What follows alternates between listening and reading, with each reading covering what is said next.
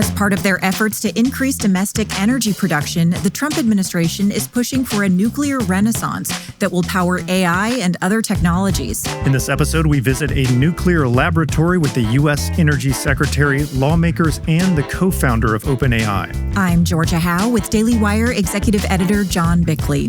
It's Sunday, May 18th, and this is a weekend edition of Morning Wire.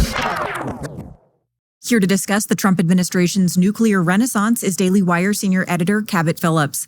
So Cabot, you recently joined the Energy Secretary and others at a historic nuclear laboratory. We're going to get to that visit. But first, big picture, what are the president's plans for nuclear energy? Yeah, for decades now, we've heard lawmakers say that nuclear energy is the future, but for decades, it's been just that, the future. But if the Trump administration has their way, nuclear energy will very much be in the present.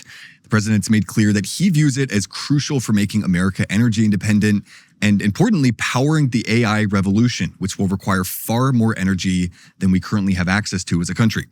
And in his first 100 days or so in office, President Trump has already taken significant steps to revamp this industry. To learn more about those efforts, I spent the day with Energy Secretary Chris Wright at Oakidge National Laboratory in East Tennessee. Now, most folks are probably familiar with Oakidge because of its role in the Manhattan Project back in World War II. But today, it is a massive research facility leading the way on American nuclear development. Have a listen to what Secretary Wright had to say there about the Trump administration's efforts.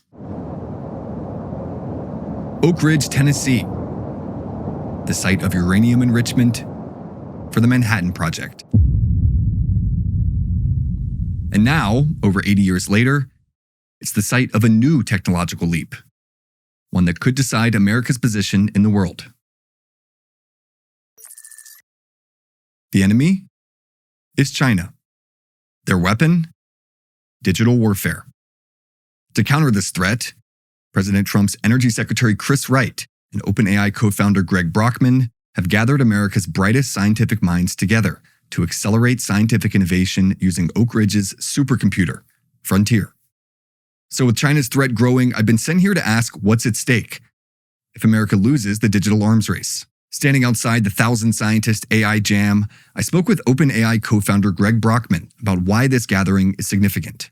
All right, tell us about the scientist AI Jam, the 1,000-scientist AI Jam. This is such an exciting day for us, and I think for Oakidge and the scientists at the national labs, because we're bringing together our AI with the work that they are doing. And so 1,000 scientists are exploring how to use artificial intelligence to accelerate their work. And I've been talking to a number of them, some people who are using it to advance nuclear fusion research, to come up with novel designs that would normally take weeks to do that they can do very fast. I'm talking to people using it for biology and various other kinds of research. We heard the Energy Secretary talk about this new Manhattan Project. The Manhattan Project, critical to winning World War II. How nuclear energy is going to power the work that you're doing at OpenAI and the work that others are doing in the space as well. Today, we're leading the next generation of computing and artificial intelligence. Why nuclear? Why is it important for your space? Well, historically, I think over the past couple of years, the U.S. energy grid has not grown very much. That is something that President Trump and Secretary Wright, they are actually very enthusiastic about increasing the supply of energy because it is necessary for such energy-intensive manufacturing processes as what we do. The thing that you should think of AI as doing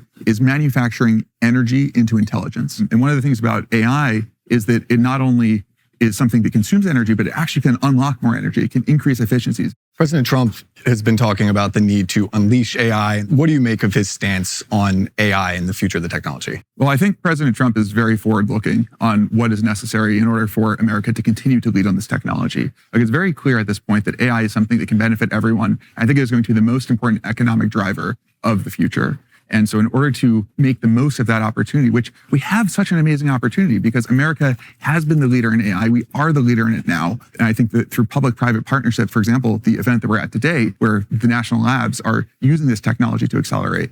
And so I think that there is just so much energy and willpower from President Trump, from the Secretary, and from others in order to have America lead on this technology. On China, why is it so important that the U.S. is leading the way ahead of China in this, what folks are calling arms race? Well, artificial intelligence is going to improve everyone's lives to help people do more of what they want to do. And that is such a fundamentally American thing, right? That being an innovator, leading the way. The reason that it's so important for us to invest in this is because it's going to help increase our economy and help it be so that we can continue to be a leader on the world stage.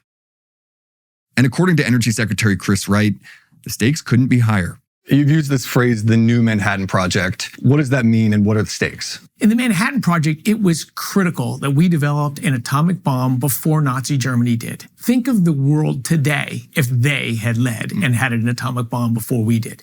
The world would be unrecognizable. AI's been around for a long time, but it's hitting critical mass now. In the next few years, AI is going to change our world, not just economically, but in science and also in national defense. China is working aggressively at AI. If they got a meaningful lead on us in AI, it will be a different world in the future. We have to lead and win the AI race, just like we did Manhattan Project. This is Manhattan Project 2.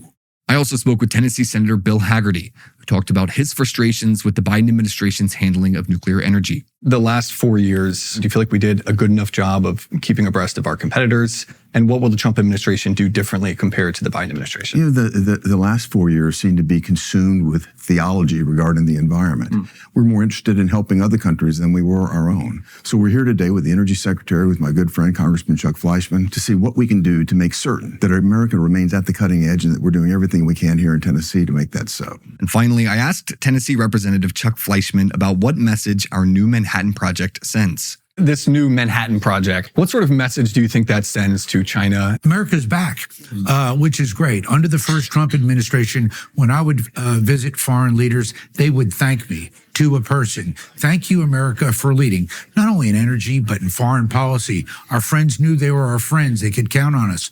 Our foes knew that they could fear us because they would not take actions against American interest or against our allies. So the message to China, the message to Russia, the message to our foes and to our friends is America is back in every sector. I'm going to worry about the energy sector. We have also great partners like Bill Hagerty, who you just heard from in the United States Senate, working hard every day so that America not only dominates, but that America wins. Well, Cabot, thank you so much for going on location and doing those interviews for us. It was not exactly a burden. It was a lot of fun. Very cool stuff. Thanks for waking up with Morning Wire. We'll be back tomorrow morning with more news you need to know.